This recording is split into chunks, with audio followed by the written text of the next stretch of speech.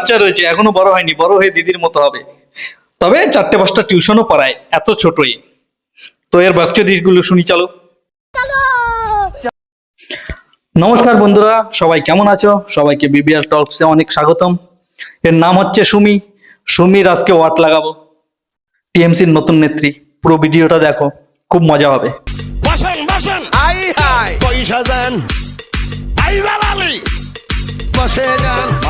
কি যারা আরজি করের বিচার চাইছিলে মিলে গেল তো? তোমরা আরজি করের বিচার চাইছো, রাত দখল করছো, কিন্তু অভয়াদির মা বিজেপির টিকিট চাইছে। নির্লজ্জ বেহার মতো কথা বলছিস, লজ্জা লাগে না? অভয়ের মা চেয়েছিল টিকিট, না ওনাকে দেয়া হয়েছে? না টিএমসি করিস বলে যা ইচ্ছে মুখে আসছে তাই বলে যাচ্ছিস? নির্লজ্জ বেহায়া কর্তা। শুটিয়ে লাল করে দিতে হয় তোদের মতো মেয়ে ছিল, বুঝলি? আর সেটা মিলেও গেল। পানিহাটিতে বিজেপির টিকিটে দাঁড়াচ্ছে অভয়াদির মা। আমি একজন সাধারণ নাগরিক হিসেবে অভয়াদির মাকে বলতে চাই, আপনি যদি এটা ভেবে থাকেন যে আপনার মেয়ের সাথে যে ঘটনাটা ঘটেছিল সেই ঘটনার জন্য ওখানকার জনগণ আপনাকে মানে ভোটে যেতে হবে ভোট দিয়ে, সেটা তো আপনার সম্পূর্ণ ভুল ধারণা। আর পড়ালেখা করেছিস কি দিয়া, মুখ্য কোথাকারের? যা ইচ্ছে তাই বলে যাচ্ছিস। আরে সেটা জনগণ দেখবে, তুই কি গুণিন নাকি রে?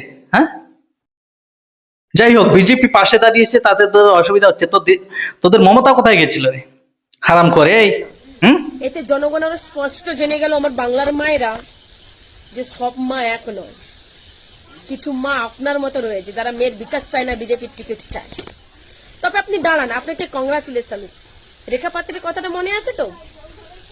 আমাদের মাননীয় মুখ্যমন্ত্রীকে যারা যারা অপমান করেছে শেষ পর্যন্ত তারাই কিন্তু হেরেছে। সবার কথাই মনে আছে, সবার মনে আছে, ঠিক আছে? তোর মা তোকে জন্ম দিয়ে ভুল করেছে। কোন লগ্নে যে তোকে জন্ম দিয়েছিল, শালা থোবরাটা দেখলেই তো কেরাম মনে হচ্ছে। ডাইনি ডাইনি, এটা কি ডাইনি? ডাইনি, এও ডাইনি। সঠিক বলেছেন। বাংলার মায়েরা, তোমরা একটা কথা বলো, 2021 সালের আগে হিন্দু মুসলমানের পশ্চিমবাংলাতে কোনো দাঙ্গা ছিল? ছিল না। 2021 সালের পর থেকে শুরু হয়েছে। একবার আমার মায়েরা ভাবুন তো, কে আসলে নাটের গুরু দাঙ্গা লাগানোর? 21-এর পরে তোর বাপেরা এসছিল না, তার জন্যই দাঙ্গা হচ্ছে। বাংলাদেশ থেকে, মায়ানমার থেকে যেগুলো ঢুকিয়েছে তোর মা মমতা, তাদের জন্য হচ্ছে। তুই জানিস না? তোর চোখে কি কুকুরে পেচ্ছাপ করে গেছে নাকি? দেখিস না নাকি? হ্যাঁ, হ্যাঁ, নির্লজ্জের মতো কথা বলিস, তাও ক্যামেরার সামনে এসে। ছি ছি ছি, হে নাকি আবার শিক্ষিত।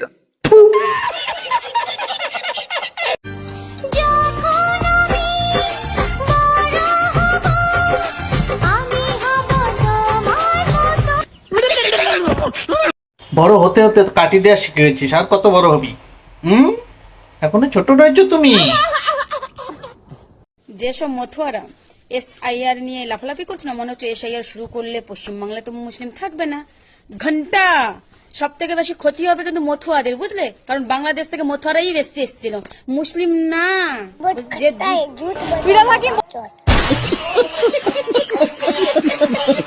আর মতুয়াদের নিয়ে তোর চিন্তা করা লাগবে না, সেটা আমাদের দেশে কি বলা হয় জানিস তো? শরণার্থী।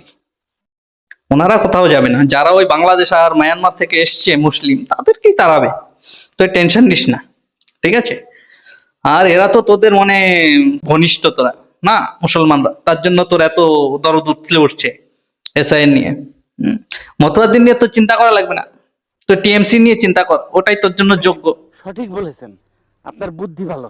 যেসব মথুয়ারা এসআইআর নিয়ে লাফালাফি করছে না, মনে হচ্ছে এসআইআর শুরু করলে পশ্চিমবাংলায় তো মুসলিম থাকবে না। ঘন্টা সব থেকে বেশি ক্ষতি হবে কিন্তু মথুয়াদের, বুঝলে? কারণ বাংলাদেশ থেকে ফালতু কথা একদম কবি না, একটা থাপ্পড় মারা তোর দাঁতে করে ফালা দিবি।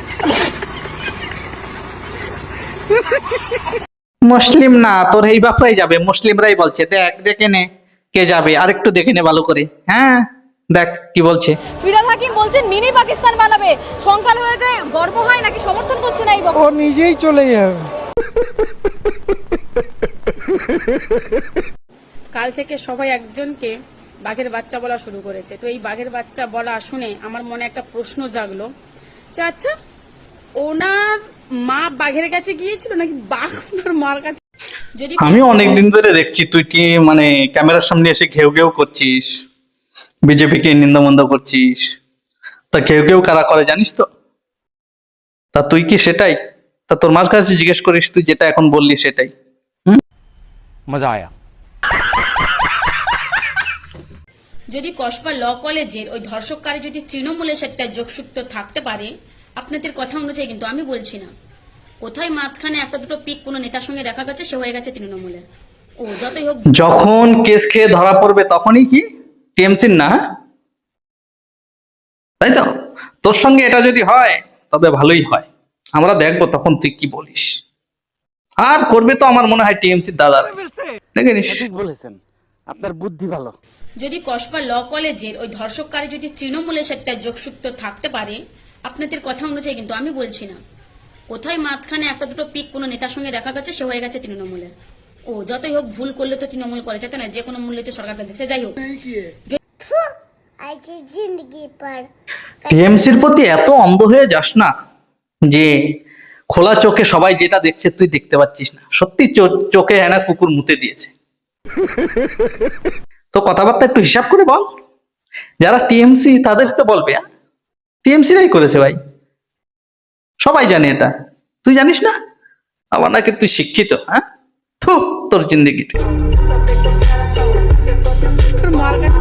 যদি কসবা ল কলেজের ওই ধর্ষককারী যদি তৃণমূলের সাথে তার যোগসূত্র থাকতে পারে, আপনাদের কথা অনুযায়ী কিন্তু আমি বলছি না, কোথায় মাঝখানে একটা দুটো পিক কোনো নেতার সঙ্গে দেখা গেছে, সে হয়ে গেছে তৃণমূলের।